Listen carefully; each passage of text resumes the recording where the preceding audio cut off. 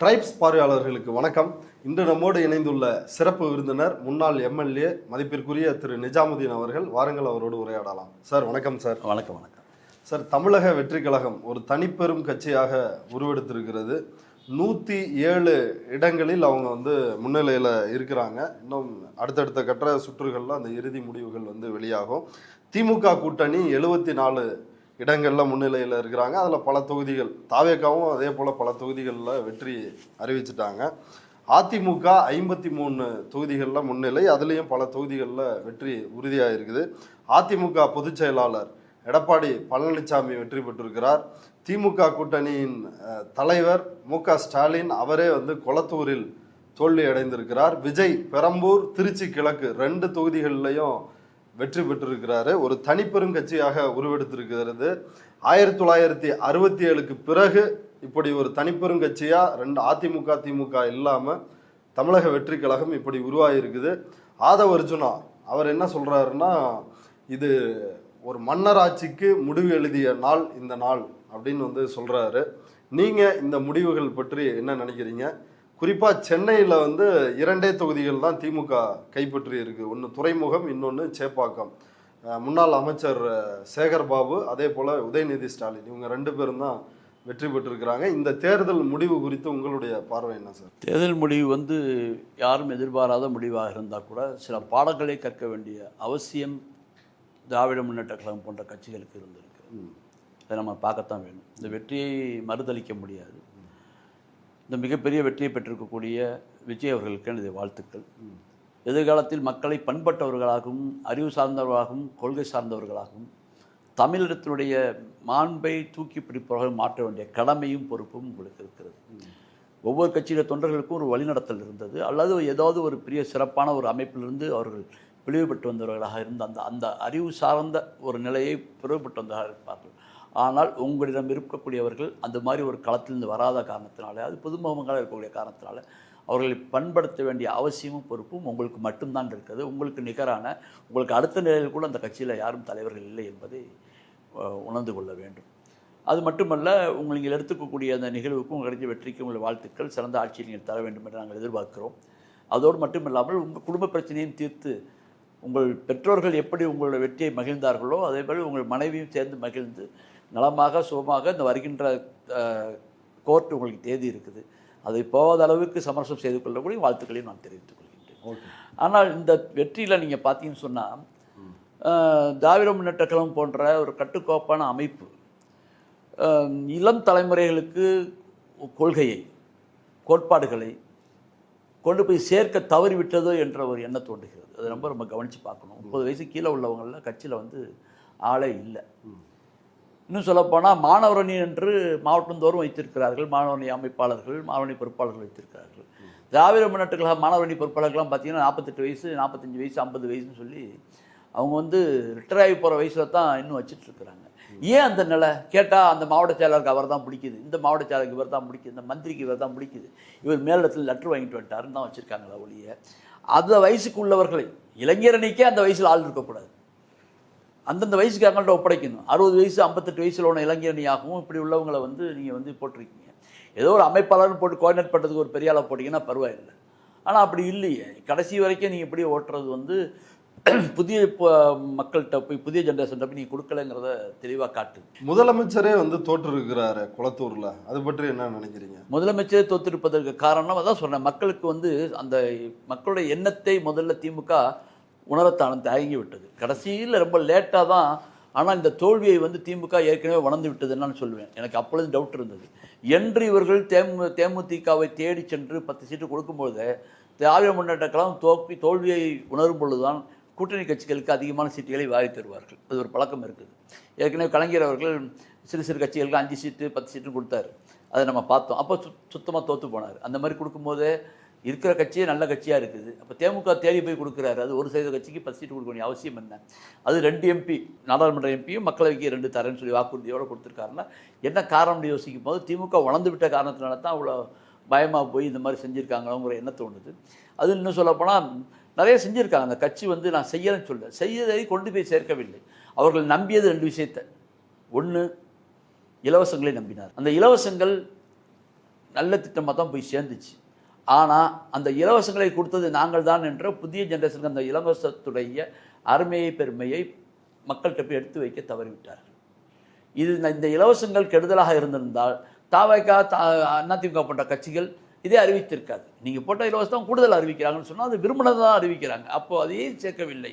கட்சிக்காரர்களுடைய வீட்டுக்கு போய் சேர்ந்து ஒன்றிய செயலாளர் பையனுக்கு ஒன்றிய செயலாளர், மாவட்ட செயலாளர் பையனுக்கு ஒன்றிய செயலாளர், மந்திரி பையனுக்கு எம்எல்ஏ சீட்டு, மந்திரி பையனுக்கு எம்பி சீட்டு என்று திருப்திப்படுத்த தெரிந்த திமுகவிற்கு தமிழக மக்களை திருப்திப்படுத்த முடியாமல் போனது ஏன் என்பதை பார்க்க வேண்டும். அப்போ திமுகவில் உள்ள குடும்பத்தில் முக்கிய பதவியில் இருப்பவர்களை தான் திருப்திப்படுத்த வேண்டுமா என்பதை பார்க்க வேண்டும். நீங்கள் துரைமுருகன் பாருங்கள், 3வது இடத்துக்கு வந்திருக்கிறார்.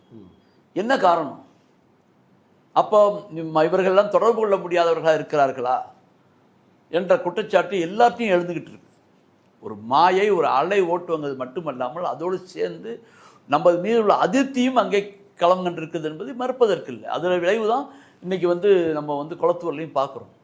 ஒரு நல்ல ஒரு மதச்சார்பின்மையை வலியுறுத்திய கட்சி, சாதி பிரச்சனைகளை இல்லாமல் ஆக்கிய கட்சி, இன்னும் சொல்லப்போனால் சட்ட ஒழுங்கு சிறப்பாக இருந்தது என்று ஒன்றிய அரசால் கொடுக்கக்கூடிய பட்டியலிலேயே 15வது 20வது இடத்துல வந்த ஒரு மாநிலமாக தமிழ்நாடு இருக்கிறது. தொழில்துறைகளில் முன்னேறிய நிலையில் நம்ம சமீபத்தில் கூட இந்த ரிசல்ட்டை பார்த்து அனுபவித்தோம். இதெல்லாம் சேர்ந்து ஏன் மக்கள்கிட்ட போய் கொண்டு போய் சேர்க்க முடியல? அப்போ கட்சியில் தலைமை மட்டும் தான் சேர்க்க முடியுமா? அடுத்த கட்ட தலைவர்கள் ஏன் சேர்க்க முடியாது? அப்போ அடுத்த கட்ட தலைவர்கள் அதிகமான விமர்சனத்துக்கு உள்ளாகிறார்கள். அவர்களுக்குள்ளே போட்டி, இந்த மந்திரிக்கு அந்த மந்திரிக்கு ஆகாது, இந்த மாவட்ட செயலாளருக்கு அந்த மாவட்ட செயலாளருக்கு ஆகாது, ஒன்றிய செயலாளருக்கு மாவட்ட செயலாளருக்கு ஆகாது என்று அவர்களுக்குள்ள பிணக்குகளையே சரி செய்வதிலே காலம் போய்விட்ட காரணத்தினால இந்த தோல்வியை உணர முடியாத சூழ்நிலை வந்துவிட்டது. என்னமோ தோல்வி இது வெற்றின்னு சொன்னால் அப்படி வாங்கிட்டு வந்துலாம் நினைத்து விட்டார்கள். இது சாதாரணமாக அது மாற்றி விட்டது என்று தான் சொல்ல வேண்டும். ஆகவே இதை திராவிட முன்னேற்ற கழகம் உணர வேண்டும். அதிமுகவை பொறுத்தவரை அதை வெற்றி நம்ம தோல்வி எதிர்பார்த்தது. காரணம் ஜெயலலிதாவுக்கு பிறகு சரியான தலைமை இல்லை, அது கட்சி 3ஆக 4ஆக பிளவுபட்டது, அதனால் அது தோத்துச்சுன்னு சொல்லலாம். திமுகவுக்கு என்ன சொல்வீங்க நீங்கள்? முடியலையே. அப்போ இதெல்லாம் பார்க்க வேண்டியதாக இருக்குது. அப்போ காலையில் 8 மணிக்கு 8:30 மணிக்கு ரிசல்ட்டு 9 மணிக்கெல்லாம் தான் தோத்து விட்டோம் என்றதை உணரக்கூடிய நிலவில் அவர்களுடைய செயல்பாடுகளை சுருக்கி கொண்டார்கள். அப்போ கடுமை இன்னும் சொல்லப்போனால் பகல் நேரத்தில் அதிமுகவை விட மிக குறைவாக அதிமுக 57 இடமும் திமுக 51 இடமும் சொல்லி 3வது இடத்துக்கு திமுக தள்ளப்பட்டிருந்த நிலையில் எதிர்கட்சியாக வருமா என்ற நிலைப்பாட்டில் எல்லா டிவியும் பேசுறது திமுகவுக்கு அதிமுக எதிர்கட்சியிலே போட்டி என்றெல்லாம் பார்த்திருந்தார்கள். கிட்டத்தட்ட இன்றைக்கி 20% வாக்குகளை தான் திமுக 22% வாக்குகளை தான் பெற்றிருக்கிறது. அதாவது அவங்க கட்சி உதயசூரியன் மொத்தமாக சொல்ல முடியாது, அவங்க கட்சிக்கான வாக்குகள் பெற்றிருக்கக்கூடிய சூழ்நிலையை பார்க்குறோம். அதே மாதிரி இப்போ ஒரு நிலையில்லாத ஒரு அரசு எப்படி அமையப் போகிறது என்ற கேள்வியும் எழுந்து கொண்டிருக்கு. ஓகே சார், இப்போ விஜய் அவரினுடைய கடந்த கால செயல்பாடுகள், கரூர் சம்பவமாக இருந்தாலும் எல்லா பிரச்சனைக்கும் திமுக சதி அப்படின்ற ஒரு கோட்பாடு, தன்னுடைய ஜனநாயகன் பட பிரச்சனைக்கே பேசாமல் அதையும் திமுக சதி அப்படின்னு தான் அவர் அவருடைய தொண்டர்கள் மத்தியில் பிரச்சாரம் பண்ணார். எனக்கு நீதி கொடுக்க நீங்கள் எனக்காக ஓட்டு போடுங்க அப்படின்லாம் விஜய் போய் கேட்டார். இப்படியாக தான் அவருடைய கடந்த கால செயல்பாடுன்னு இருந்திருக்கு. எஸ்ஐஆர் பிரச்சனைக்கு கூட அவர் திமுகவை தான் குற்றம் சாட்டினாரே ஒழிய பாஜகவை குற்றம் சாட்டவில்லை. பாஜகவை அவர் எங்கேயுமே முதன்மையாக எதிர்க்கவே இல்லை. பேச்சுக்கு மருந்துக்கு கூட ஒரு சில இடங்கள்ல தான், கடைசி பிரச்சாரத்தில் தான் பாஜக பற்றி அவர் பேசுகிறாரு. அவர் இப்போ டெல்லியில் பாஜக இருக்குது, எப்படி அவரோட அப்ரோச் இருக்குன்னு நினைக்கிறீங்க? அவர் நம்ம தெளிவாக சிபிஐ வழக்கு, ஸ்டாம்பேட் வழக்கு அவர் மேலே நடந்துட்டு இருக்கு. தெளிவாக ஒரு செய்தியை நாம் கருத்தில் கொள்ள தவறிட்டோம். ஆரம்பத்திலேருந்து அவர் ரொம்ப தெளிவாக சொன்னார், பாஜக எனக்கு கொள்கை எதிரி. கொள்கை எதிரினாக்கா காம்ப்ரமைஸே கிடையாதுன்னு அர்த்தம். அவர் கொள்கை எதிரி. ஆனால் எதிர்க்கலையே. கொள்கை எதிரினா கொள்கைக்கு எதிரின்னு சொல்லி ஆச்சுல மேட்ரு முடிஞ்சு போச்சு. கலை எதிரி, அதை எதிர்க்கக்கூடிய அரசியல் கலை எதிரி யாரு? திமுக. அந்த திமுக இடத்தில் நான் உட்கார்ந்துக்கிட்டு பாஜக எதிர்ப்பேன். இப்போ இனி எதிர்ப்பார். திமுகவை கொள்கை எதிர்ன்னு சொல்லவே இல்லை. அப்ப என்ன அர்த்தம்? திமுக கொள்கை தான் என் கொள்கைன்னு அவர் சொன்ன மாதிரி ஆயிடுச்சு. ஏன்னா நீ அங்கதான் பெரியார போட்டு வச்சு திமுக தான் அவர் தீய சக்தின்னாரு. பாஜக திமுக பலம் பொருந்திய கட்சியாக நிற்கும் போது நான் ஒரு ஊருக்குள்ள போறேன், ஊர்ல சாதாரண சண்டை வளர்த்தா எவனும் பேச மாட்டான். ஒன்று அந்த ஊர் பெரிய பண்ணையா இருப்பார், பெரிய பணக்காரராக இருப்பார், அவரோட கூட்டு சேர்ந்து நான் எது செஞ்சாலும் யாருப்பாவன் இவ்வளோ பெரிய பண்ணையை இவனை கூட்டு போய் செய்ய தொழில் செய்யறான்னு ஒன்று இருப்பார். அல்ல அந்த பண்ணையை நான் எதிர்த்தாலும் என்னை பார்ப்பான், என்ன இவ்வளோ பெரிய ஆளை எதிர்க்கிறானே அப்படின்ட்டு. அப்போது பெரிய ஆளை நான் எதிர்த்தால்தான் பாப்புலராக முடியும், அல்லது பெரிய ஆளோட நான் கூட்டு சேர்ந்தால் தான் பாப்புலராக முடியும். என்ற நிலையில் இப்போ கலைஞரோட ஸ்டாலினோட கூட்டணி சேர முடியாது. எழுத்தா தான் அவர் பாப்புலர் ஆக முடியும். கரெக்டாக காயம் நகர்த்தினாரு, வெற்றி பெற்றார். இவர் வந்து இறங்கி போகிற கட்சி, அழிஞ்சு போகிற கட்சி, அதிமுக நான் கூட்டணி வைக்கிறேன் அல்லது கூட்டணி அதிமுக எதுக்குறேன்னு சொல்லியிருந்தா அதிமுககாரன் சிண்டு பண்ண மாதிரி வந்துடுவான். கரைஞ்சி வரவன் இங்கே வரமாட்டான். திமுககாரன் வரமாட்டான். திமுக அனுதாபி வந்து உனக்கு ஓட்டு போடுவான். ஆனால் திமுககாரன் வருவானா, இங்கே யாராவது வந்தானா வரமாட்டான். அப்போ அதிமுககாரன் வருவான், அவனை போய் சிண்டு முடியக்கூடாது. அதிமுக எனக்கு பொருட்கள் இல்லை, அது சின்ன கட்சி விட்டுடுறாரு. பிஜேபியை சென்றாரு. ஆனால் பிஜேபி தமிழ்நாட்டு களத்தில் இல்லை. தமிழ்நாட்டில் எங்கே இருக்குது பிஜேபி? இவர் போய் மோதுற ஆளா அண்ணாமலையெல்லாம் இவர் போய் மோதுற ஆளா? அண்ணாமலைக்கே அந்த தகுதி இல்லைங்கும் போது நயினார் நாகேந்திரனுக்கு தகுதி வருமா? அவரால் பொருட்டாக மதிக்கலை. மதிக்கக்கூடிய அளவில் சிம்ம சோப்பனமாக இருந்த ஸ்டாலின் அவர்கள் தான், திமுக தான். அதனால அவர் மோதினார். அதற்குள்ள பலன் அவர் எடுத்திருக்கிறார். அதை புரிந்து கொண்டு தக்க வைக்க தவறிவிட்டதுன்னு தான் சொல்லணும். ஓகே, இனி அவர் பாஜகவை எதிர்ப்பதற்கு வாய்ப்புகள் இருக்கு. முடிஞ்சு போச்சு, அவ்வளோதான். இப்போ பாஜகவோட கூட்டணி வைக்கவே முடியாது. அப்போ தாம் பக்கம் வரதுக்கு அடுத்த கூட்டணிக்கு, அடுத்த பாராளுமன்ற தேர்தல் கூட்டணி கூப்பிடுவாங்க பாஜக ஒத்துக்கிட்டால் சிறுபான்மையை ஓட்டு போட மாட்டான். திமுகவுக்குள்ள நலம் வரும். என்ன பண்ணுவார்? ஏற்கனவே இந்த சட்டமன்ற தேர்தலில் பாஜகவை நாங்கள் தாவக கூட்டணி வச்சிருவோம் பாஜக சொல்லி மீண்டு பார்த்தாங்களா இல்லையா? இடம் கொடுத்தாரா? இடம் கொடுக்க மாட்டார். ஆகவே அந்த வாய்ப்பு என்னை பொறுத்தவரை, தாவேகாவை பொறுத்தவரை என்னுடைய கருத்து, பாஜகவோடு ஒட்டோ உறவோ எந்த காலத்திலும் வைத்திருக்க மாட்டார்கள் நான் நம்புகிறேன். அப்படி செய்தார்களே ஆனால் அவர்களுடைய உண்மை விஷம் பொய்யாகி மக்களுடைய எதிர்ப்பை சம்பாதிக்க வேண்டிய நிலைமை வந்து. இப்போ கூட்டணி ஆச்சு அப்படின்னு வந்து முதல்லயே வந்து நீங்கள் சொன்னீங்க. இப்போ எந்த அளவில் வந்து அது இருக்கும்? அமைச்சர் பொறுப்பு அந்த மாதிரி இருக்குமா, இல்லை வட மாநிலங்களில் நடக்கிற மாதிரி துணை முதல்வர்கள்? துணை முதல்வர் அளவுக்கெல்லாம் இங்கே வாய்ப்பே கிடையாது. ஏன்னா ஒரே கட்சியிலேருந்து ஒரு 10 பேர் 20 பேர் வந்தால் துணை முதல்வர் கொடுக்கலாம். இப்போ அப்படி இல்லையே. வந்திருக்கிற கட்சி ஏதாவது ஒரு பிடிச்சிட்டு போகிறதுக்கு வழி கொடுத்தா போதுங்கிறது தான் இருக்காங்க. ஆனால் வர சட்டமன்ற தேர்தல், உள்ளாட்சி தேர்தலில் அவங்க ஜெயிக்கணும். இப்போ வந்து கல அரசியல் 5 வருஷத்துக்கு அமைதியாக இருந்தால் பிரச்சனை இல்லை. இவருக்கும் ஓய்வு வந்துடும், பிரச்சனை வரும் பார்க்கலாம். கல அரசியல்னு 6 மாதத்தில் உள்ளாட்சி தேர்தல் நடத்தியாகணும்.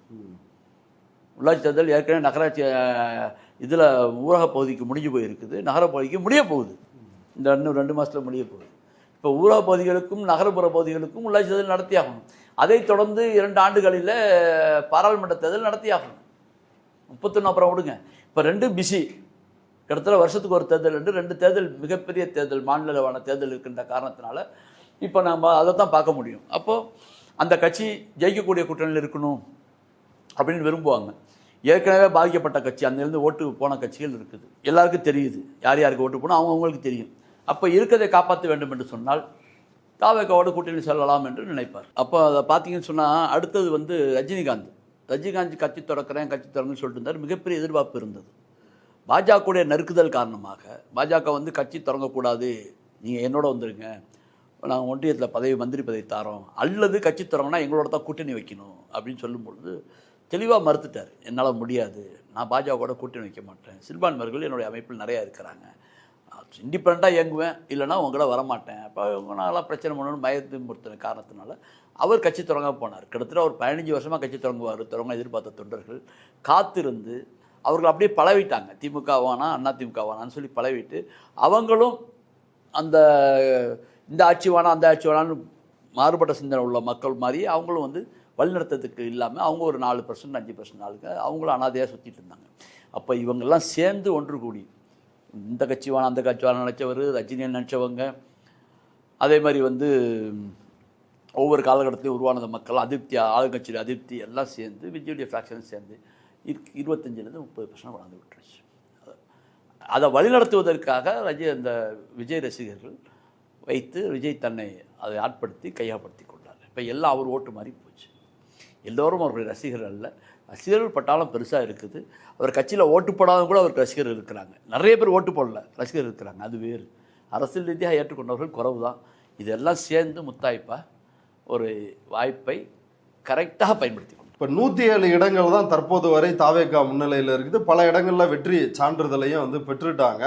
இப்படிப்பட்ட சூழலில் 118 அப்படின்றதான் ஆட்சி அமைப்பதற்கான எண்ணிக்கை அப்படின்னு இருக்கும் பொழுது அப்படியான எண்ணிக்கையை தாவேகா அச்சீவ் பண்ணுமா அப்படின்றதுல ஒரு சந்தேகமும் ஒரு இழுபறியும் இருக்குது. இப்படிப்பட்ட சூழலில் மாமல்லபுரம் பூஞ்சேரியில் இருக்கிற ஒரு ரிசார்ட்டில் வெற்றி பெற்ற எம்எல்ஏக்களை எல்லாரையும் மே 8ஆம் தேதி வரைக்கும் தங்க வைப்பதற்கான திட்டத்தை விஜய் கட்சியினர் வந்து கையில் எடுத்திருக்கிறாங்க.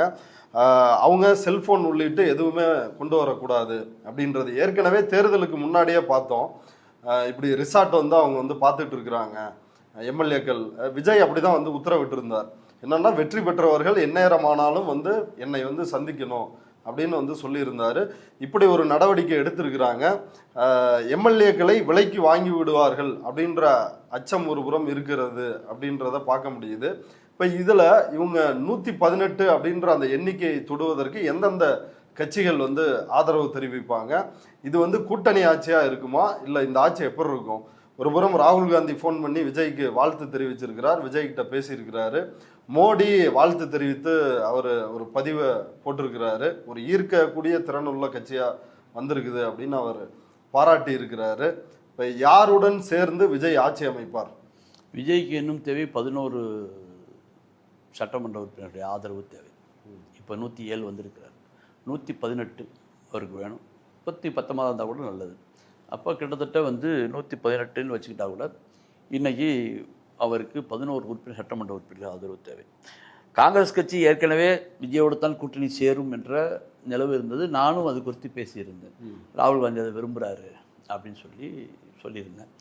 அதுக்கப்புறம் அந்த களத்தில் நம்ம யதார்த்தத்தை பார்த்தோம். செல்வ பெருந்தொகை அவர்களும் இவர் சிதம்பர ரகசியமும் சேர்ந்து வச்சு அதை கவுத்துட்டாங்க இன்னைக்கு. ஆனால் இனியும் நாங்கள் வந்து அதிகார வர்க்கத்தில் இருப்போம் அல்லது எதிர்கட்சியாக இருப்போம் என்று தெல்ல தெளிவாக ஒரு பேட்டியை கிரீஷ் சோடங்கர் கொடுத்தாரு. ஆமாம், 2 நாளைக்கு முன்னாடி கொடுத்துட்டாரு. இன்னைக்கு காங்கிரஸ் கட்சியினுடைய பிரவீன் சக்கரவர்த்தி ராகுல் காந்திக்கு ரொம்ப நெருக்கமானவர். ஏற்கனவே விஜயோட கூட்டணி போகணும் அப்படின்னு ரொம்ப மூவ் பண்ணவர். அவர் தான் இன்னைக்கு பேட்டி வந்து கொடுத்துருக்கிறாரு. எங்கள் காயங்களில் காரம் தடவன மாதிரியான ஒரு நிலைமையில நாங்கள் இன்னைக்கு இருக்கிறோம். நாங்கள் அந்த முடிவு எடுத்திருந்தால் வந்து இன்னைக்கு ஒரு மிகப்பெரிய 50 ஆண்டுகளுக்கு பிறகு ஒரு வாய்ப்பை நாங்கள் தவற விட்டு விட்டோம் அப்படின்னு அவரும் பேட்டி கொடுத்துருக்காரு. அதனால அவங்க 4 எம்எல்ஏக்களோட அவங்க போகிறதுக்கான வாய்ப்புகள் அதிகமாக இருக்கிறது. அப்புறம் நம்ம சிபிஎம் மார்க்சிய கம்யூனிஸ்ட் கட்சி பாலகிருஷ்ணன் அவர்கள் தெளிவான ஒரு பேட்டி, திமுகவினால் நாங்கள் வந்து அவமானப்படுத்தப்பட்டோம், அவங்கள எங்களை மதிக்கலை, சரியாக நடத்தலை, ஆகையினால் நாங்கள் வந்து இனிமேல் சட்டமன்ற தனிச்சு இயங்குவோம் என்று. தனிச்சு இயங்குவோம்னா திமுக வெளியே வந்தோன்னு தான் அர்த்தம். இப்போ அவங்களும் கிட்டத்தட்ட 3 சட்டமன்ற உறுப்பினர் பெற்றிருக்காருன்னு நினைக்கிறேன். அவர்களும் இந்த கூட்டணிக்கு வந்தால் 4 3 7 ஆகி போச்சு. இன்னும் 11, இன்னும் 4 தான் வேணும். அப்போ சிபிஐ ஒருத்தவங்க இருக்கிறாங்க. அவங்களுடைய நிலைப்பாடு நிச்சயமாக சிபிஎம் வந்தால் அவங்களும் இங்கே வந்து விடுவார்கள்.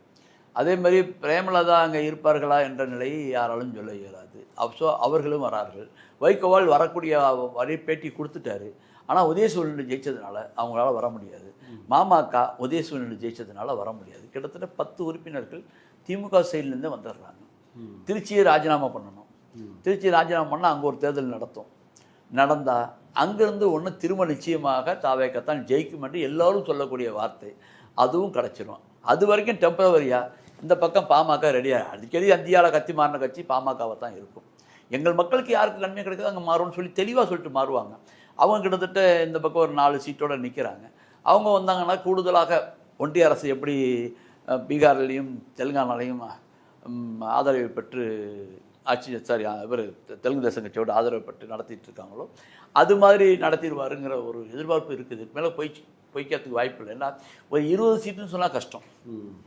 20 சீட்னா வெளியே கொண்டு வர முடியாது. திமுகலேருந்து கொஞ்சம் கொண்டு வரணும், அண்ணா திமுகலேருந்து 20% 33% எம்எல்ஏக்களை கொண்டு வரது கஷ்டம். அதே மாதிரி அண்ணா திமுக கொண்டு வரது கூட கஷ்டம். அண்ணா கொண்டு வந்தாலும் திமுக முடியாது.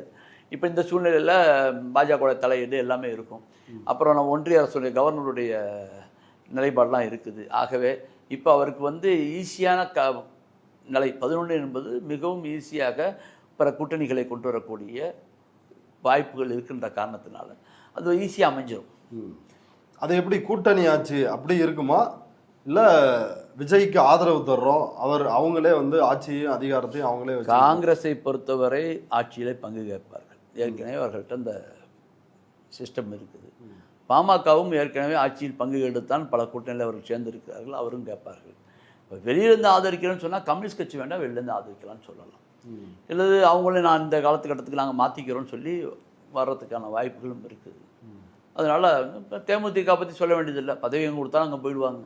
அவங்களுக்கு பெரிய வாழ்வை கொடுத்துட்டாரு ஸ்டாலின். அந்த நிலையில் வந்து போயிடும். விடுதலை சிறுத்தைகள் என்ன நிலைப்பாடு எடுப்பாங்க? விடுதலை சிறுத்தைகள் பெரும்பாலும் என்ன, அவர் ஏற்கனவே வந்து புலம்பிக்கிட்டே இருக்கிறாரு. ஒரு எழுச்சி தமிழர் வந்து நிறைய பாதிக்கப்பட்டுறாரு. இப்போ அதுபோது அவரும் சிறுத்தையோடு போகக்கூடிய நிலை அவர் இன்னும் அறிவிக்கலை. ஆனால் அது சிறுத்தையோடு போகக்கூடிய நிலை தான் காங்கிரஸ் எங்கே எடுக்குதோ, கம்யூனிஸ்ட் எங்கே எடுக்குதோ அதை நோக்கி செல்லக்கூடிய வாய்ப்புகள் இருக்குது. ஏன்னா எதிர்கட்சிக்கு கூட்டணி இருக்காது, ஆளுங்கட்சிக்கு தானே கூட்டணி வேணும். அதனால் அங்கே போகிறதுக்கான வாய்ப்பு இருக்குது. இப்போ அவர்கிட்ட வந்து ஒரு தொகுதியிலேருந்து இப்போ 2ஆக மாறி இருக்கு. வன்னியரசும் சேர்ந்து ரொம்ப சொற்ப ஓட்டில் நம்ம காட்டுமன்னார் கோயில் வன்னியரசு, காட்டுமன்னார் கோயில் உறுதிப்படுத்தப்பட்ட வெற்றி, வன்னியரசு தொடர்ந்து முன்னிலையில் இருந்துட்டு இருக்காரு. ரொம்ப சொற்ப ஓட்டில் முன்னிலையில் இருக்கிறாரு. அது போயிடுச்சு. ஓகே, அப்போ இவங்க எல்லாரும் விஜயோடு இணைவதற்கு தான் வாய்ப்புகள் அதிகம். ஆமாம் ஆமாம். தேமுதிக, பாமக, விசிக, காங்கிரஸ், சிபிஐ, சிபிஎம், பாமக இவர்களோடு சேர்ந்து விஜய் ஆட்சி அமைப்பார். இப்போ இதில் இந்த மாதிரி அரசியலில் வந்து அமித்ஷா வந்து கைதேர்ந்தவர், பாஜக வந்து இந்த ஆட்களை பிடிக்கிறது, இது அதில் ஏதாவது விஜய்க்கு நெருக்கடி கொடுப்பாங்க? தமிழ்நாட்டில் பிடிக்கணுங்கிற நம்பிக்கைலாம் உங்களுக்கு போயிடுச்சு. சும்மா நச்சுக்கும் போனதாலும் சொல்லிட்டு இருந்தாங்க, நாங்கள் பாராமடுத்தது இல்லை, 12% ஓட்டு, 11% எங்கே போச்சு? அதிமுக ஒன்றிய அரசு யார், ஒன்றியில் யார் ஆட்சியில் வருவா, பிரதமர் வேட்பாளர் யாருன்னு காட்டலை. அதனால அதிமுக காரன் அங்கே ஓட்டு போட்டான். அதிமுக அனுதாபிகள் இருந்தாலும் யாரையும் காட்டலப்பா, வேஸ்ட்டாக போகக்கூடாது, நம்ம மோடிக்கு போடுவோம் அப்படின்னு போட்டான். அது வந்து என்னால் ஓட்டுத்தான்னு சொல்லி அண்ணாமலை தூக்கிக்கிட்டு தெரு தெருவாக ஆடினார். ஆனால் இந்த அப்போயும் நான் சொன்னேன், இது வந்து பாஜகவிற்கான வாக்கு வங்கி அல்ல, இதை அப்படி கால்குலேட் பண்ணக்கூடாதுன்னு நான் எப்போ தெளிவாக கிடத்துல 7-8 டிவியில் சொன்னேன். அதான் இப்போ நீங்கள் நடந்துருக்குது. இன்றைக்கி ஒரு ஜாலம் நடந்த உடனே ஒரு சொந்த செல்வாக்கில் ஒருத்தர் நீலகிரி மாவட்டத்தை ஜெயிச்சிருக்கார வழியே எங்கேயுமே இவங்க கரை சேரல. எல்லா பெரும்பாலான இடத்துல 3வது இல்ல போஜராஜன் நினைக்கிறேன், அவர் சொந்த செல்வாக்கில் அவன் ஜெயிச்சிருக்கிறாரு. கட்சி செல்வாக்கில் யாருமே ஜெயிக்கலைங்க. எல்லாமே 3வது இடம், 4வது இடம். நான் இத்தனை வருஷமாக சென்ட்ரல் மினிஸ்டர் இருந்தேன்னு முருகன் தெரு தெருவா வேலை வச்சு சுற்றினார். அவர் வந்து அப்படியே சுத்தத்துக்கு காமிட வேண்டியதான், அவர் வழி இல்லை. பாவம் அண்ணாமலை, முருகனுக்கு அங்கே விடுதலை கிடைச்சா தான் இவருக்கு ஏதாவது கொடுப்பாங்கன்னு நம்பிட்டு இருந்தார். இப்போ இங்கே முருகன் இல்லைன்னா திரும்ப அங்கே போயிடுவார். அண்ணாமலை அவ்வளோதான். ஓகே சார், இப்போ இதில் வந்து வாக்கு வங்கி திமுக வந்து எப்பொழுதுமே ஒரு 39%, 38% வாக்கு வங்கி அவங்களுக்கு ஒரு நிலையாக இருந்திருக்குது. ஆனால் இந்த முறை வந்து 164 தொகுதிகளில் திமுக போட்டியிட்டு அவர்களுடைய வாக்கு வங்கி 22.31% வந்து இருந்திருக்குது. அதிமுக 169 தொகுதிகளில் போட்டியிட்டு அவங்க வந்து 20.40% வாக்குகளை பெற்றிருக்கிறாங்க. விஜய் யாருடைய வாக்குகளை அதிகமாக பெற்றிருக்கிறார்? விஜய் 35% வந்து வாக்கு வங்கியை பெற்றிருக்கிறாரு. திமுகவை பொறுத்தவரை 35% வாக்கு என்பது நிலையான வாக்கு அல்ல. அவர்கள் தோத்தாலும் ஜெயிச்சாலும் 28, 25 கீழே போக மாட்டாங்க. அதிமுக தோத்தாலும் ஜெயிச்சாலும் 24, 28 கீழே வரமாட்டாங்க. ஜெயிக்கும் போது 38, 96ல இருந்து இந்த ஒரு ட்ரெண்ட் இருக்கு சார். 96 ஜெயிக்கும் போது அந்த ட்ரெண்டு, 96ல ஜெயிக்கும் போது அந்த ட்ரெண்டு 2001ல 2011 2016லையும் 1% வாக்கு வித்தியாசத்துல தான். 2006ல எத்தனை சதவீதம் வாங்கினாங்க? இதே சதவீதம் தான் சார். இது சம்பந்தமா நம்ம நேற்று ஒரு 28 கீழே தான் வாங்கினாங்க 2006ல. நீ கூட்டணி கட்சியெல்லாம் சேர்த்து பார்க்க வேண்டாம். ஓகே, 2006ல 24, 25% தான் வாங்கினாங்க. அவங்க காங்கிரட்டான ஓட்டு, பாக்கியெல்லாம் ஆதரவாளர்கள் அனுதாபிகளோட ஓட்டு. காங்கிரஸ் அந்த ஓட்டிலேயும் 2% குறைஞ்சிருக்குன்னு சொன்னால் இது வந்து தன்னுடைய கட்சியினுடைய கொள்கையை நான் ஏற்கனவே சொன்னது தான், கட்சியின் கொள்கையை பிரகடனப்படுத்த வேண்டும். அந்த அமைப்பு இல்லை. ஒவ்வொரு ஆளு கீழே தான் ஒவ்வொரு கட்சிக்காரங்க. சேகர்பாபுனா அவர்கிட்ட ஒரு குரூப்பு அப்படி தான் இருந்துச்சு. தலைமை கீழன்று மாறி போச்சு. ஏன்னா தலைமை யாரும் தொடர்பு கொள்ளாத முடியாத நிலை ஏற்பட்டு போச்சு. திமுக தலைவரை சொல்கிறீங்க? ஆமாம், தலைமையை வந்து அப்படியே தனித்து உட்கார வச்சுட்டாங்க. அப்போ நான் வந்து இவர் உங்கள் பின்னாடி சேகர்பாபு பின்னாடி பணத்தான் எனக்கு சீட்டு கிடைக்கும், எவ்வளோ வந்து மகேஷ் பின்னாடி பணம் தான் சீட்டு கிடைக்குங்கிற மாதிரி ஒரு மாயையை ஏற்படுத்தி விட்டார்கள். அந்த மாயையினால் நிறைய பேர் கட்சிக்காரங்கள் நிறைய வெக்ஸ் ஆகிட்டாங்க. பழைய மாதிரிலாம் வந்து ஒர்க் பண்ணலை. தொகுதியில் வந்து பணம் கொடுத்து ஜெயிக்கலாம் என்பதும் இலவசத்தை நம்பி ஜெயிக்கலாம் என்பதற்கும் மரணடி விழுந்து விட்டது. பணம் வந்து பெரிய கட்சிகள் கொடுக்காமல் இல்லை. எனக்கு தெரிஞ்சு விஜயில் தொகுதி கட்சியில் கூட ஒரு சில பேர் கொடுத்தாங்க.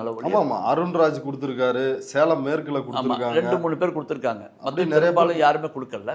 ஆனால் அதிமுக திமுகவை பாஜகவை பொறுத்தவரை கிட்டத்தட்ட 100க்கு 100 விழுக்காடு கொடுத்தார்கள் என்று தான் உண்மை. அவர் கூட்டணி கட்சியிலும் கொடுக்க வைத்தார்கள். ஆனால் மக்கள் இலவசத்துக்கு நாங்கள் ஏற மாட்டோம், கொடுத்ததை வானான்னு சொல்ல மாட்டோம். இலவசத்துக்கு நாங்கள் ஏமாற மாட்டோம், கொடுத்ததை வானான்னு சொல்ல மாட்டோம். அது எங்கே பணம் தானே வாங்கிட்டு போயிட்டான்.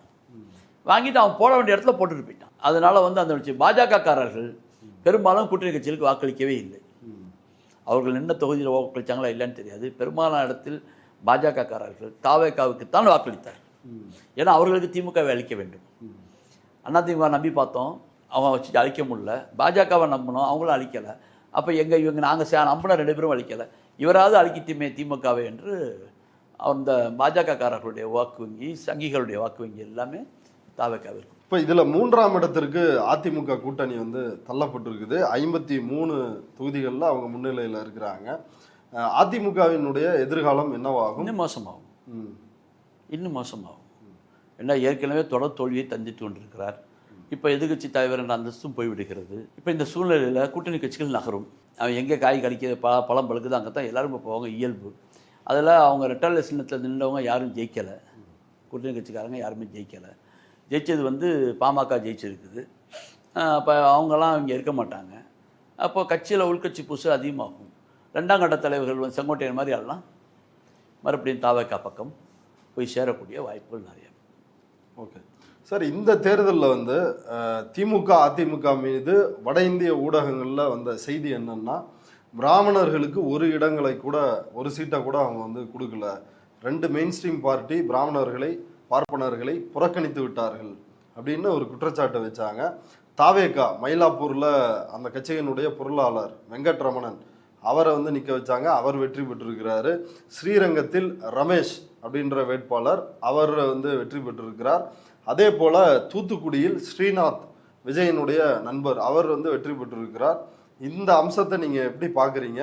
பிராமின் நான் பிராமின் அப்படின்ற பாலிடிக்ஸ் வந்து முடிவுக்கு வந்துருச்சு, அது இர்ரிலவெண்ட் ஆயிருச்சு அப்படின்னு வெங்கட்ரமணன் ஏற்கனவே தேர்தல் பிரச்சாரத்திலேயே அவர் வந்து பேட்டியும் கொடுத்துருந்தார். அது இர்ரிலவெண்ட் ஆயிருச்சா? இல்லை, அதை பொறுத்த வரைக்கும் இர்ரிலவெண்ட் ஆகுமான்னு சொல்ல முடியல. ஏன்னா அவங்கள பொறுத்த வரைக்கும் எல்லாருமே திமுக ஒழிக்கணும்னு பிராமின்ஸை பொறுத்த வரைக்கும் ரொம்ப முடிவோடு தான் இருந்தாங்க. ஏன்னா அவங்களுக்கு தமிழ்தாய் வாழ்த்து மேலே நம்பிக்கை கிடையாது. தமிழ்தாய் வாழ்த்து இந்த பாட்டு இருக்கக்கூடாதுன்னு சொல்கிறவங்க. அப்படி இருக்கக்கூடிய சூழ்நிலையில் அதையெல்லாம் தூக்கு பிடித்து கொண்டு வந்து திராவிட இயக்கங்கள் தான் அப்படின்னு சொல்லிட்டு அந்த நிலையில் இருந்த காரணத்தினால, ஜெயலலிதா போன்றவர்கள் பிராமண குரு வகுப்புலேருந்து தலைமை தாங்கினதுனால அதில் வந்து அவங்க இருந்தாங்க. இப்போ அவங்கெல்லாம் இப்போ அதுலேருந்து வெளியாகி இப்போ தாவேக்காவுக்கு வாக்களிக்க வந்து விட்டார்கள். விஜயை பொறுத்தவரை நிரப்பமாக எல்லா கம்யூனிட்டிக்கும் சேர்த்து அவர் வந்து சீட்டு கொடுத்த மாதிரி தான் தெரியுது. இன்னும் சொல்லப்போனால் அவருக்கு யாருக்கு எங்கே கொடுத்தானோ அவருக்கே தெரியாது. ஏன்னா அந்த மாதிரி ஒரு செலெக்ஷன் வைக்கலை, அப்படியே ஒரு அறிவிப்பு கொடுத்துட்டாங்க. இப்போ இன்னும் சொல்லப்போனால் சில இடத்துல வந்து ஓட்டு போட்டவங்கள்ட்ட போய் நான் கேட்டேன், யாருக்கு ஓட்டு போட்டீங்க அப்படின்ட்டு. விஜய்க்கு ஓட்டு போட்டேன். இங்கே யார் நிற்கிறா அவங்களுக்கு தெரியல. விஜய் விசில் தாவேக்காவுக்கு ஓட்டு போட்டேன். சரி, ஒரு சில பேர் சொல்கிறாங்க வேட்பாளர் இன்னாள், வேட்பாளர் எங்கே உள்ளவர்னு தெரியல. அவர் இந்த ஊருக்காரரா அடுத்த ஊருக்காரரா அதுவும் தெரியல. வேட்பாளர் விவரங்கள் தெரியுமா தெரியல. அதெல்லாம் தேவையில்லை. அவங்க விஜய் சொன்னாலும் நாங்கள் நிற்கிறோம், ஓட்டு போட்டோம், முடிஞ்சு போச்சு. இதில் வேடிக்கை என்னன்னு சொன்னால், அந்த என்ன தொகுதி அது சுயேட்சை நின்று ஜெயிச்சிருக்குது ஒரு தொகுதியில், வாழைப்பழ சின்னத்தில் நின்ன கதையாக டிவி சின்னத்தில் ஒன்று லீடிங் வந்தது. டிவி வந்து விஜய் கட்சிக்காரங்க எடப்பாடியில் காலையில் அவர் தான் லீடிங்கில் இருந்தார். என்ன அந்த தொகுதியில் வேற ஆள் போடலை, டிவியை போட்டிருந்ததை இவர் தன்னுடைய வேட்பாளர்னு சொல்லிட்டாரு. ஆனால் அது கொடுத்ததுக்கு பாருங்கள், அவர் நின்று வச்சதுக்கு அது ஒரு பெரிய லீடிங்கை வந்து காலில் வந்து எல்லாத்தையும் பயமுறுத்திட்டார். என்ன ஆகுங்கிற அளவுக்கு ஒரு ஏற்கனவே வந்து பூனகிரியில் வந்து திமுக வேட்பாளர் அதிமுக வேட்பாளர் வந்து வாபஸ் ஸ்கூட்னியில் போயிடுச்சு. அப்போ வந்து ஒரு வாழைப்பழத்தை ஒருத்தர் சுயேட்சையில் நிற்க போகிற போக்கில் செல்வி ஜெயலலிதா அவர்கள் இது ஏன் சின்னன்னு சொல்லிட்டு போயிட்டாங்க. அது ஜெயிச்சிச்சு வாழைப்பழம். அவங்க சின்ன ரெட்டெல்லாம் கிடையாது, சுயேட்சையை ஏன் சின்னன்னு சொல்லிட்டு போனவொன்னே ஜெயிச்சிச்சு. அது மாதிரி வந்து வாணியம்பாடில் வந்து ஊர் மக்கள் சார்பாக ஒரு வேட்பாளர் போட்டிருந்தாங்க சேர்மனுக்கு. அதிமுக ஒரு வேட்பாளர் போட்டிருந்தது. கேட்க போகும்போது, ஊருக்கு வேட்பு போகும்போது லத்தீப் சாஹிப் அவர் சொன்னாங்க, நான் வேட்பு கேட்க வர முடியாது, ஏன்னா ஊர் பொதுவாக வேட்பாளர் போட்டிருக்காங்க. நான் அவங்க கூட்டணியில் இருக்கார் லத்தீப் சாஹிப் 2000, நான் உங்களோட ஓட்டுக்கு 2001, நான் உங்களோட ஓட்டு கட்டு வந்தால் கஷ்டமாயிடும். அப்படியா, ஊர் வேட்பாளர் போட்டிருக்கீங்களா, ஏன் இது என்கிட்ட சொல்லலை அப்படின்னு நேராக வாணியம்பாடி வந்து நின்று என் வேட்பாளருக்கு ஓட்டு போட வேண்டாம், அதை நான் சின்னம்லாம் அறிவித்து தேர்தல் கண்டெஸ்ட் ஆகிடுச்சு, போட வேணாம், இந்த சுயேட்சையை நான் ஆதரிக்கேன்ட்டு போயிட்டாங்க ஜெயலலிதா. ஆமாம், ஜமாத் சார்னு அவங்க தான் கடைசியில் ஊர்லேருந்து கிளம்பி அதிமுக சேர்ந்த நிலோஃபர் கஃபீல் எம்எல்ஏவி மந்திரி ஆகிட்டாங்க. அது வந்து இந்த மாதிரி தேர்வு செய்யப்பட்ட வேட்பாளர் தான். அந்த மாதிரி ஒரு ஆற்றல் வந்து ஜெயலலிதாவுக்கு மட்டும்தான் இருந்துச்சு. ஒரு சுயேட்சை அப்படி கையை காமிச்சா ஜெயிக்கிற ஒரு நிலை. இன்றைக்கி வந்து அதை வந்து ஒரு அசைச்சு பார்த்து விட்டார் விஜய் என்று தான் சொல்லுவேன். ஓகே, இப்போ தேர்தலுக்கு பிந்தைய கருத்து கணிப்புகளும் சரி, தேர்தலுக்கு முன்னாடி வந்த கருத்து கணிப்புகளும் திமுக தான் வந்து ஆட்சியை பிடிக்க போகிறது அப்படின்னு பெரும்பான்மையான கருத்து கணிப்புகள் வந்து சொன்னுச்சு. குறிப்பாக வந்து ஆக்சிஸ் மை இந்தியாவோட கருத்து கணிப்பு தான் விஜய் 98 120 இடங்களை கைப்பற்றுவார். அவர் வந்து கடுமையாக வந்து விமர்சிக்கப்பட்டார். இன்னைக்கு வந்து அவர் டான்ஸ் ஆடி ஒரு வீடியோவும் வந்து வெளியிட்டிருக்கிறாரு. தமிழ்நாட்டிலிருந்து வெளிவந்த கருத்து கணிப்புகளும் திமுக தான் வரும். இப்போ நம்ம கூட வந்து பேசியிருந்தோம், நீங்கள் சொல்லியிருந்தீங்க டிஎம்கே 180 தொடர்வதற்கான வாய்ப்புகள் வந்து இருக்கு அப்படின்னு. இந்த கணிப்புகள் எல்லாம் பொய்யாகி ஒரு விஜய் அலை அடித்ததா? இந்த அலைக்கு என்ன காரணம்? விஜய் வந்து ஒரு 18-19 தொகுதிகளுக்கு தான் போயிருக்காரு, பிரச்சாரமும் வந்து செய்யல. என்ன காரணம் விஜய்க்கு? ஆக்சிஸ் மை இந்தியா கருத்து கணிப்பு மக்களிடம் எடுபடாமல் போனதுக்கு காரணம், கடந்த பாராளுமன்ற தேர்தலில் 400 சீட்டை பாஜக பெறும் என்று சொல்லி அது செய்யவில்லைன்னு சொன்னோன்னா அவரே அழ ஆரம்பித்தார். ஐயோ எனக்கு தப்பாயிடுச்சேன்னு சொல்லி அவர் தன்னை வந்து அழ ஆரம்பித்தது காரணத்தினால எல்லோருமே அந்த கணிப்பு வந்தவொடனே ஏற்கனவே தப்பாக கணித்தோன்னு அது புறந்தளிட்டாங்க. அது புறந்தள்ளி போயிடுச்சு. கடைசியில் இப்போ வந்து அலை என்று பார்த்தால் பல காரணங்கள் இருக்குது. திமுக ஆளுங்கட்சிக்கு ஓட்டு போடாமல் போனதுக்கு பல காரணங்களும் இருக்குது. திமுக இது வந்து வெறும் விஜய் அலை என்று மட்டும் சொல்ல முடியாது. திராவிட முன்னேற்ற கழக ஆட்சியில் இந்த வாகனங்களுக்கு பெனால்ட்டி அபராதம் விதித்தது. 2 வீலர் பெரும்பாலான வீட்டில் 2 வீலர் இல்லாத வீடு கிடையாது, ஆட்டோ இல்லாத ஏரியா கிடையாது. அப்போ டக்குன்னு ஒரு ஒரு ஒரு ஒரு அமௌண்ட்டை ஃபிக்ஸ் பண்ணிடுறாங்க. இந்த அமௌண்ட்டை வந்து அந்த டிராஃபிக் போலீஸ் வந்து வசூல் பண்ணி அரசுக்கு கட்டணும். அதுலேருந்து சில சம்பளங்கள் போடணும். அதேமாதிரி அங்கங்கே கேமரா வச்சது. இப்போ மாடலில் சும்மா போயிட்டே இருப்பான், எஃப்சிக்கு கொண்டு போய் வண்டியை நிறுத்துவான். ஒரு வருஷத்துக்கு வரும் எஃப்சி பண்ணும்போது பார்த்தீங்கன்னாக்கா அவனுக்கு ஒரு 15,000 ரூபா ஃபைன் இருக்கும். அவனுக்கு எங்கே நடந்துன்னு தெரியாது. கேட்டால் அந்த ஃபோட்டோ இருக்குதுமா, அவன் 2 தான் ஒத்துக்குவான், 3 ஒத்துக்க முடியாது. ஃபோட்டோ வந்தாச்சு இருந்தால் எஃப்சி, இல்லைனா கிடையாது அப்படிமா. எஃப்சிக்கும் லஞ்சம் கொடுத்தா பண்ண முடியும், லஞ்சம் கொடுக்காம இந்த வரைக்கும் எஃப்சி பண்ண முடியாது. அப்போ அவன் 20,000 ரூபாய்க்கு செலவு பண்ண எஃப்சிக்கு இந்த ஃபைன் சேர்த்து 35,000 ரூபா. என் வீட்டில் நான் வந்து என் வீட்டில் வேலைக்காரர்கள் போவதற்கான ஒரு பைக் வச்சுருக்கிறேன். அந்த பைக்கு மேலே ஒரு 10,000 ரூபா இருந்தது. இப்படி எல்லாருமே போடும்போது ஒரு கட்டத்துக்கு வரும்போது சாமானிய மக்கள் இது ரொம்ப கடுமையாக ஃபீல் பண்ண ஆரம்பித்தாங்க. இது பாருங்கள் நிறைய இடத்துல இன்றைக்கி சொல்கிறாரு, எவ்வளோ ஃபைனை போட்டு தொலைச்சான் மொத்தமாக எனக்கு அப்படின்ட்டு ஒருத்தர் புலம்புறாரு. அப்போ இது பாரி செயல்கள் எல்லாமே போயிடுச்சு. அதே மாதிரி இந்த பணம் கொடுத்தாங்க, உரிமை தொகை. ஆமாம், இவ்வளவு ஸ்கீம்ஸ் வந்து கொடுத்தாங்கல்ல, தமிழ் புதல்வன், நான் முதல்வன், மகளிர் உரிமை தொகை, இந்த மாதிரி நிறைய ஸ்கீம்ஸ் கொடுத்தாங்க. கடைசியாக வந்து 5,000 போட்டதை பலரும் ஒரு மாஸ்டர் ஸ்ட்ரோக் அப்படின்லாம் வந்து வர்ணித்தாங்க. அப்புறம் 8,000 ரூபா கூப்பன் அதெல்லாம் அறிவித்தாங்க. இதெல்லாம் வந்து இந்த மாதிரி விஷயங்களை மக்கள் வந்து ஏற்றுக்கலையா, அவங்க வந்து விரும்பலையா? கிடைத்தவன் மகிழ்ந்தான், கிடைக்காதவன் எதிர்த்தான். கிடைத்தவன் மகிழ்ந்தான். மகிழ்ந்து என்ன சொன்னால் எனக்கு தகுதி இருந்துச்சு கிடைச்சின்னு சொல்லி போயிட்டான். கிடைக்காதவன் அடுத்த வீட்டு கொடுத்துக்கான எனக்கு கொடுக்கான்னு எதிர்ப்பாயிட்டான். இவன் முழுமையாக கொடுக்க முடியாதுல்ல அந்த பணத்தை, தகுதி பார்த்தானே கொடுக்க முடியாது, விட்டு விட்டால் தானே கொடுத்தாங்க. அதை மாதிரி கொடுத்தாங்க. அப்போ கொடுத்தும் நாளாச்சு. அந்த திட்டம் தவறுன்னு சொல்லியிருந்தால் தாவேகாவோ அதிமுகவோ அது போன்ற திட்டத்தை அறிவிச்சிருக்காரு. நாம் தவிர எல்லாருமே அதை மாதிரி திட்டத்தை அறிவிச்சாங்க. இங்கே உள்ள திட்டம் நல்லா இருக்குது, ஆஹாஹோன்னு கொண்டாடினாங்க. ஆனால் கொண்டாடி என்ன பயன்? அதை மக்களுக்கு எடுத்து சென்று சேர்த்து எல்லோருக்குமான பயனாக மாற்ற முடியவில்லை. மற்றபடி இந்த ஆட்சியில் வந்து மக்கள் இந்த மத பிரச்சனை, சாதிய பிரச்சனைகள் அல்லது ரொம்ப கிரிமினல்ஸுடைய அட்ராசிட்டிஸு, கட்ட பஞ்சாயத்து பண்ணுறது, கப்பம் வாங்குறது, ரவுடி வந்து மாமூல் வாங்குறதெல்லாம் இல்லை. அங்கொண்டு இங்கொண்டுமா சில பிரச்சனை இருக்கத்தான் செய்யுது. அது வந்து எப்போ எல்லாம் ஒரு பெரிய மாநிலத்தில் இருக்கும். இந்திய அரசாங்கம் கொடுத்த ஸ்ட்ராட்டஜி படி கிரிமினலில் வந்து இப்போ ஊபி அப்படின்னு பல மாநிலங்கள் தாண்டி கிட்டத்தட்ட 15-20 இடத்துல தான் தமிழ்நாடு இருந்துச்சு. வருவாயில், தொழிற்துறை முன்னேற்றத்தில், இப்போ வந்து வேலைவாய்ப்பில், படிப்பில் என்று எல்லாத்துலேயும் சிறப்பாக தான் இருந்தது. ஆனால் என்ன செய்யணும், அதை கொண்டு போய் சேர்க்கணும். இலவசம் மட்டும்தான் நம்பிட்டு இருந்ததும், காசு கொடுத்தா முடிச்சுக்கலாம்னு நம்பிட்டு இருந்தது தவறு. கட்சிக்காரர்களை களத்தில் இறக்கி மக்களை சந்திப்பவராக ஆக்கியிருக்க வேண்டும். அது செய்யாமல் விஜய் அப்படி எதுவுமே செய்யலையே. இனிமே தானே பார்க்க முடியும். மக்கள் 60 வருஷமா ஒரே சாப்பாடை சாப்பிட்டு புளிச்சாப்பம் பண்ணி வச்சிருக்கான். இல்லை இந்த பிரச்சாரம், மக்களை சந்திப்பது அப்படின்ற விஷயத்துல சார், பிரச்சாரத்தை பொறுத்தவரை நீங்கள் பழைய மாதிரிலாம் இப்போ மக்கள் எதிர்பார்க்கலாம். ரோட்டில் போய் ஐயா வணக்கம், அம்மா வணக்கம்லாம். இப்போல்லாம் நெட் உலகமாக போச்சு. 2வது நடிகருக்குள்ள மாயை. தமிழ்நாட்டில் ஒரு நல்ல ஒரு ஹீரோ இவர், மக்கள் செல்வாக்கு மிக்க ஹீரோ. உக்ரைன் இவர் பாருங்கள், ஒரு சிரிப்பு நடிகர். ஆமாம், ஜெலன்ஸ்கி வந்து தமிழ்நாட்டு வடிவேலு, அங்கே உக்ரைனுடைய வடிவேலு. அது நேபாளத்துலேயும் அப்படிதான் ஒரு வந்துடுறாரு. அப்போ வரும்பொழுது மக்கள் வந்து அதை நம்பிடுறாங்க. இன்றைக்கி அந்த நாட்டை கொண்டு போய் ஒரு போர் சூழல் தள்ளி விட்டு போயிருக்கிறார். அவருடைய தவறான முடிவு தான் இன்றைக்கி ரஷ்யாவுக்கும் அவருக்குமான நிரந்தர ஒரு பகையாக மாறிவிட்டது. சும்மா அந்த சண்டையை விட்டு அந்த சண்டையை உள்ளே வந்து வெளியே வராமல் திணறி கொண்டிருக்கிறார்கள். அதே தான் இன்றைக்கி நேபாளில் வந்திருக்குது. நம்முடைய கான்செப்டே தப்பு சார்.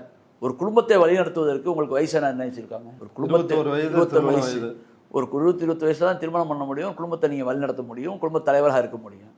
ஆனால் ஒரு நாட்டை வழிநடத்துறதுக்கு 18 வயசுன்னு வச்சுருக்கிறாங்க. அப்போ நாடு என்பது குடும்பத்தை விட மோசமான கீழ்நிலை உள்ளதா? இதை சிந்திக்க வேண்டாமா? நாட்டை ஆள்வதற்கான வயசை தேர்வு செய்யணும். அவன் வந்து +2 முடிச்சுட்டு காலேஜ் போகிற வயசில் போய் நீ ஓட்டுரிமை கொடுத்து நாட்டை ஆளு, கல்யாணம் பண்ணுறதுக்கு வெயிட் பண்ணு. கல்யாணம் பண்ணால் ஒரு பிள்ளைய நீ ஒரு பொண்ணை வந்து மேனேஜ் பண்ண போகிற. அது இப்போ ஈக்குவலிசம் வேறு, மேனேஜே பண்ண வேண்டியதில்லை, ஒத்து போய் போன போகிற. ரெண்டாவது அதுக்கு ஒரு பிள்ளையோ 2 பிள்ளையோ பெற்றுக்க போகிறேன். 3 பேரை மேனேஜ் பண்ணுறதுக்கு உனக்கு வயசு 21 வேணும். ஒரு நாட்டை மேனேஜ் பண்ணுறதுக்கு, ஒரு ஊரை மேனேஜ் பண்ணுறதுக்கு உனக்கு வயசு என்ன? 18. வாக்குறுதி. மாணவர்களால் பல நாடுகளில் பல மாநிலங்கள் ஆட்சி மாற்றம் ஏற்பட்டு, அஸ்ஸாமில் பிரபல மஹந்தா மாணவர் பரீட்சை ஏற்படுத்தி ஆட்சியை பிடிச்சார். அஸ்ஸாம் கணபரிஷத்தை பிடிச்சி ஆட்சியை ஏற்படுத்தினார். இன்றைக்கி நம்ம வந்து இதில் பார்த்தோம், ஆட்சி மாற்றத்தை பங்களாதேஷில் பார்த்தோம். மாணவர்கள் புரட்சியினால் ஏற்பட்ட புரட்சியை பார்த்தோம். பாஜகவை எதிர்த்து தமிழ்நாட்டில் வந்து வடபுலத்தில் மிகப்பெரிய போராட்டங்களை யூனிவர்சிட்டி மாணவர்கள் நடத்தினார்கள். ஜெயின் யூனிவர்சிட்டி மாணவர்கள் நடத்தினார்கள் பார்த்தோம். கிட்டத்தட்ட இலங்கையில் ஏற்பட்ட ஆட்சி மாற்றத்துக்கும் அந்த மாணவர்களுடைய பங்களிப்பு தான் மிகப்பெரிய காரணமாக இருந்து அந்த அரசாவையே, அந்த பாராளுமன்றத்தை தீக்கிரையாக்கினார்கள். பெரிய ஆட்சி மாற்றம் ஏற்பட்டு நாட்டை விட்டு அந்த அதிபர்கள்லாம் ஓடினார்கள். அந்த மாதிரி மாற்றங்கள் மாணவர்கள் நடந்து இருக்கிறது. இதே மாதிரி நிலையும் மாணவர்கள் நடந்திருக்கிறது. அப்போது யார் வழி நடத்துகிறார்களோ அவர் வழி தான் மக்கள். இப்போ வழி நடத்துவர் சரியாக இருந்தால், இப்போ சரி ஏதோ நடந்துருச்சு, விஜய் நல்லா இருந்தால் நமக்கு உங்களுக்கு எதிர்ப்பு இல்லை. ஓகே, தவறாக வழி நடத்துறது கொண்டு போனால் இவரையும் இப்போ இவர் வெளியே வர முடியல, இவரை பார்க்க முடியல, கொல்ல முடியல, ஏஜென்சி மூலியமாக நடத்துகிறாருன்னா அது தவறாயிடும். இப்போ இதே நம்ம வாழ்த்து கொடுக்க நம்ம ஏற்று பேச ஆரம்பிப்போம். இப்போ சென்னையில் வந்து இந்த அளவிற்கு தாவேகா வந்து கைப்பற்றி இருக்கிறது. ஏன்னா திமுக கோட்டை அப்படின்னு சொல்லப்பட்ட இடம் வந்து அப்படியே ஃபுல்லாக ஸ்வீப் ஆகிருக்குது. துறைமுகத்தில் சேகர்பாபு ஜெயிச்சிருக்காரு, சேப்பாக்கத்தில் உதயநிதி. அவர் தான் எதிர்கட்சி தலைவர் ஆவாரா? அந்த ஒரு கேள்வியும் இருக்குது. இது பற்றி என்ன நினைக்கிறீங்க? அதாவதுங்க, எல்லா ஓட்டுமே தாவேகாவுக்கான விஜய்க்கான ஓட்டு அல்ல என்பது புரிஞ்சுக்கணும். கிட்டத்தட்ட வைகோ வந்து திமுகலேருந்து பிரியும் பொழுது ஒரு குறிப்பிட்ட மக்கள் திமுக அண்ணா திமுக வேண்டாம் என்ற நிலையில் வைகோவை ஆதரித்தார்கள். கிட்டத்தட்ட 6% மக்கள் ஆதரித்தார்கள். வைகோ தொடர்ந்து சரியான முறையில் கட்சி நடத்தலை. அப்போ அந்த 6% மக்கள் அடுத்து விஜயகாந்த் கட்சி நடத்தும் போது அந்த பொதுமக்கள், நான் கட்சிக்காரனை சொல்லலை, ஓகே, கட்சிக்காரனா உள்ளவன் திமுகலேருந்து போனால் கட்சி சார்பற்ற சப்போர்ட் பண்ணவங்க ஒரு 5-6% மக்கள், அவங்க என்ன பண்ணுறாங்க, வைகோ ஒருவாரம் ஆதரிக்கிறாங்க. வைகோ வந்து பாஜகவில் போய் சேர்றாரு, அதிமுகவில் போய் சேர்றாரு, இப்படி பண்ணுறா, கட்சி மாறிட்டே இருக்கிறாரு. அப்போ இந்த ஆள் சரியாக இருக்க மாட்டாருன்னு சொல்லிட்டு என்ன பண்ணுறாங்க, அடுத்து வந்து விஜயகாந்தை நோக்கி போகிறாங்க. விஜயகாந்த் மேலே உள்ள குற்றச்சாட்டுகள், அவருடைய நடவடிக்கைகள், போக்குவரத்தெல்லாம் அவர் அதுக்கும் நான் வந்து தகுதி இல்லாதவங்க மாதிரி காட்டி, நான் எதிர்கட்சி தலைவராக பொய்காலத்தில் 29 சீட்டு வாங்கினவர் ரொம்ப கீழ்நிலைக்கு போகிறாரு. கிட்டத்தட்ட அவரை வச்சு ஒரு 3வது அணி ஒன்றை ஏற்படுத்தி மக்கள் நல கூட்டி வச்சு அதை அதிமுகவை செஞ்சு அதை கவுத்து விட்டாங்க. அது முடிஞ்சு போச்சு. இப்போ அந்த மக்கள் அடுத்து சீமான் அவருக்கு ஒரு 8% கொடுத்தாங்க. இல்லை, சீமானுடைய வாக்கு வங்கி தனி. கிட்டத்தட்ட இந்த மக்கள் வந்து அப்படியே அலசலை நிற்கிது. யாருக்கு ஓட்டு போடுறதுன்னு தெரியாமல் தாயில்லா பிள்ளையாக அது ஓடிக்கிட்டு இருக்குது. இதுக்கிடையில் அதிமுகவுடைய வீழ்ச்சி, அதுலேருந்து வெளியான மக்கள் அவங்க ஒரு 4-5% நிற்கிறாங்க. ஆளுங்கட்சியுடைய அதிருப்தி எப்போவுமே ஒரு 4-5% இருக்கும். எந்த கட்சி வந்தாலும் சரி, ஆளுங்கட்சி வந்தால் கொஞ்சம் அதிருப்தி இருக்கும். அந்த கட்சியுடைய ஓட்டு ஒரு 5-6% இருக்குது. கிட்டத்தட்ட இதுவே 15-16% இருக்குது. இயற்கையாக தாவேகாவுடைய விஜய் அவர்களுடைய நடிப்பின் காரணமான ரசிகர்கள், கவர்ச்சியில் இருக்கக்கூடியவர்கள், பெண்கள், ஆண்கள்லாம் சேர்த்து அவங்க ஒரு கிட்டத்தட்ட ஒரு 10% இருக்கிறாங்க. இதுவே 25% ஆயிடுச்சுங்க. இதுவே 25% ஆயிடுச்சு. அப்போது இது எங்கே தாக்குதுன்னு சொன்னால் இதெல்லாம் சேர்ந்து தாக்கி இந்த பெரிய ஒரு மாற்றத்தை ஏற்படுத்தி விட்டது. ஓகே, சிறுபான்மையினர் வாக்கு, இஸ்லாமியர்கள், கிறிஸ்தவர்கள், அவங்களோட வாக்கு விஜய்க்கு எந்த அளவுக்கு போயிருக்கு? கிறிஸ்டினுடைய வாக்கு கிட்டத்தட்ட 70%, 80%க்கு மேல். கிறிஸ்தவர்களுடைய வாக்கில் கிட்டத்தட்ட 70-லேருந்து 80%க்கு மேல் விஜய் பெற்றுவிட்டதான் தெரிகிறது.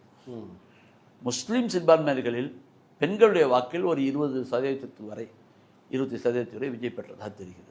மற்றபடி முஸ்லீம் சதவீதம் அதிகமாக குறையவில்லை. பார்க்குறோம். முஸ்லீம் சதவீதம் குறைஞ்சிருந்தால் நாகப்பட்டினத்தில் ஜவாஹிரில் ஜெயிச்சிருக்க முடியாது. முஸ்லீம் வாக்கள் குறைந்திருந்தால் ஷாஜஹான் இதில் பாபநாசத்திலும் வாணியம்பாடியில் ஃபாரூக்கும் ஜெயிச்சிருக்க முடியாது. இதெல்லாம் நம்ம பார்க்குறோம். இப்போ இந்த சூழ்நிலையில் பார்த்தீங்கன்னு சொன்னால் முஸ்லீம் வாக்கள் அந்த அளவுக்கு சிதறவில்லை. காரணம், விஜய் வந்து ஒரு கிறிஸ்தவராகவும் இருக்கக்கூடிய காரணத்தினால கிறிஸ்தவர்களை சமீபத்தில் எந்த தலைவரும் இங்கே கேரளத்தில் உருவான மாதிரி தமிழ்நாட்டில் உருவாகலை. ஸோ நம்ம ஒருத்தர் வந்துட்டாங்கிற ஒரு நிலைப்பாடு. அவங்க கிட்டத்தட்ட ஒரு 6-7% 8% இருக்கிறாங்க. முழுமையாக இல்லைன்னா கூட தமிழ்நாட்டில் அவங்க அந்த இருக்கிற 7% 8% ஓட்டில் ஒரு 5%ஆவது அவர் எடுத்திருந்தாலே மிகப்பெரிய. ஏன்னா கிறிஸ்டின் சமுதாயம் வந்து அரசியல் ரீதியாக ஒரு அமைப்பு வச்சு அரசியல் பண்ண சமுதாயம் அல்ல.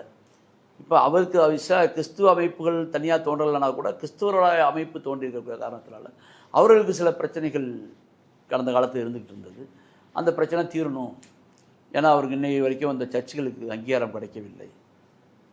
அப்புறம் வந்து தலித் கிறிஸ்தவர்களுக்கு பிரதித்துவம் கிடைக்கவில்லை என்ற குற்றச்சாட்டுலாம் இருந்து கொண்டிருக்கிறது. அதையெல்லாம் பேசுவதற்கு வாய்ப்பாக இருக்கும் என்று அவர் நினைத்திருக்கலாம். அந்த நிலையில் இருக்கிறதுனால முதல் முறையாக திராவிட முன்னேற்ற கழகம் சென்னையை இழந்திருக்கிறது. ஒரே ஒரு தரம் தான் இவர் பருதி இளமனிதி மட்டும் சென்னையில் ஜெயித்தார் 91. அதுக்கப்புறம் வந்து தொடர்ச்சியாக அதுக்கு முன்னாடியும் பின்னாடியும் தக்க வச்சுக்கிட்டு இருந்த நிலையில் 91 போன்ற நிலை சென்னையில் ஏற்பட்டிருக்கு. ஓகே. இப்போ எதிர்க்கட்சி தலைவர் யார்? உதயநிதி. இப்போ நீங்கள் ஏற்கனவே நம்ம பேட்டியில் வந்து சொல்லியிருந்தீங்க விஜய் உதய் அப்படின்னு வரப்போகுது. அப்படி வந்தால் ரொம்ப கஷ்டம் திமுகவுக்கு. ஆமாம், வந்துருச்சே. விஜயா உதயா நான் ஏற்கனவே சொன்னேன். விஜயா உதயா. ஆனால் நான் ஸ்டாலின் தோப்பார் அதனால விஜயா உதயா வரும் என்று நான் சொல்லவில்லை. ஸ்டாலின் ஜெயித்தாலும் அவருடைய வயதையும் காரணமாக அடுத்து ஒரு துணை முதல்வராக இருந்து வந்து விட்டார்ன காரணமாக எதிர்காலத்திலே விஜயா உதயா என்ற நிலை வரும் என்ற நிலை சொன்னேன். அதற்கு கிட்டத்தட்ட அதுக்கு அதை செயல்படுத்தும் விதமாக என்னவோ தெரில, துரதிர்ஷ்டவசமாக முதல்வர் ஸ்டாலின் அவர்களே தோற்று விட்டது காரணத்தினால எதிர்கட்சியாக உட்காரக்கூடிய தலைவராக உட்காரக்கூடிய வாய்ப்பு பாசிசத்தை அறுத்தறிவேன் என்று சொன்ன உதயா கையில் தான் அந்த வாய்ப்பு கிடைச்சிருக்கு. ஓகே. கட்சியை வளர்த்தெடுக்க, கொள்கையை கொண்டு சேர்க்க எதிர்கட்சி நல்ல வாய்ப்பு. சார், இப்போ நாம் தமிழர் சீமான் 8% வாங்கியிருந்தவர் இப்போதைய நிலவரப்படி 3.98 4% வாக்குக்கு வந்து வந்திருக்கிறாரு. இது பற்றி என்ன நினைக்கிறீங்க? ஒரு சீட்டு கூட அவர் சீமானாவது ஜெயிப்பார் அப்படின்னு திரைப்பிரபலங்கள் எல்லாம் சேரன் இப்படி பலரும் சொன்னாங்க. சீமான் ஜெயிச்சே ஆகணும். அமீர் கூட வந்து சொன்னார். இந்த தடவையும் வந்து நடக்கலை. ஒரு சீட்டு கூட ஜெயிக்கல. வாக்கு வங்கியும் குறைந்திருக்கிறது. சீமானுடைய வாக்கு வங்கி என்பது கிட்டத்தட்ட பல தேர்தல்களில் அவர் காங்கிரட்டாக வளர்ந்துக்கிட்டே வந்து எவ்வளோ நாளைக்கு இப்படி மோதல் இந்த கள அரசியலே பார்ப்பது, ஒரு கூட்டணி வைக்க மாட்டேன் என்கிறார்கள் என்ற சில பதவி அரசியலுக்கு வர வேண்டும் என்பவர்களுடைய ஆசை. அவர்களுக்கு ஏற்கனவே அதிமுக எதிரி, திமுக எதிரி கட்டமைக்கப்பட்டு விட்ட காரணத்தினால 3ஆம் இடத்துக்கு போகக்கூடிய வாக்கு இல்லாமல் இருந்த சூழ்நிலையில் இப்போ இந்த தேர்தலும் எதிர்காலம் போய்ச்சி விடுமோ, நம்ம வாக்கு வீணாயிடுமோ என்று ஒரு சில பேர் வந்து ஒரு கருத்துக்கள் வந்து 3வது அணி வந்த காரணத்தினால அங்கே போய் வாக்கு செலுத்திட்டாங்க. அந்த வாய்ப்பு தான். ஏன்னா இவர் வந்து மறுபடியும் கூட்டணி வரப்போகிறது இல்லை. கூட்டணியில் வந்து பேசினா தேமுதிகவுக்கு என்ன பொருளாதாரம் கைமாற்றம்லாம் ஏற்படுச்சு, அதே மாற்றம் இவருக்கும் ஏற்படும். ஆனால் இவர் எதிலையுமே எதிர்பார்க்காமல் நான் வந்து தனிச்சே நிற்பேன், தனிச்சே களங்காண்பேன், என் கொள்கை தான் முக்கியமாக நின்றார். அது ஒரு விதத்தில் சந்தோஷம் தான், நமக்கு மறுப்பில்லை. பட் களத்தில் உள்ள கட்சிக்காரர்களுக்கு சில அதிருப்தி கொடுத்த காரணத்தினால மாற்று அரசியல் சிந்தனை வேணும் என்ற காரணத்தினால அவங்க எடுத்திருக்கிறாங்க. ஆனால் மீண்டும் ஒரு கலந்து விழா என்று தான் நினைக்கிறேன். திருவள்ளூரில் அவங்க கட்சியோட தலைமை நிலைய செயலாளராக இருந்தால் செந்தில்குமார் எம்எல்ஏ ஆகிட்டார். ஆமாம், கட்சி மாறி. ஆமாம், போய் எதை தவிர அந்த அந்த அந்த மாற்றங்கள் தொடர்ந்து கிட்டத்தட்ட இத்தனை தேர்தலாக நம்ம வந்து இப்படியே கள அரசியலே பண்ணிகிட்டு இருக்கிறோமே, கட்சி மட்டுமே பேசுகிறோமே, அந்த கட்சிக்கான ஒரு முயற்சிக்கு ஒரு வடிகால் வேணும் இல்லையா? அது இல்லைங்கிற ஒரு வெறுப்பு இதை எதிர்பார்த்தாங்க எல்லாருமே. வந்து 3 கட்சிகளுடைய வாக்குகள் செதறும், சின்ன கட்சிகள், பெரிய கட்சி வாக்கு செதறும், சின்ன கட்சி வாக்கு செதறும் எதிர்பார்த்தது தான், அது நடந்திருக்கு. ஓகே சார், இந்த ஆட்சி எப்படி இருக்குன்னு பொறுத்திருந்து பார்க்கலாம். இந்த ஆட்சி எப்படி அமைக்கப்படுகிறது அப்படின்றதையும் பார்க்கலாம். இவ்வளவு நேரம் நம்முடைய பார்வையாளர்களுக்காக நேரத்தை ஒதுக்கி கருத்துக்களை பகிர்ந்துட்டது ரொம்ப நன்றி சார். நன்றி, ரொம்ப நன்றி, வாழ்த்து.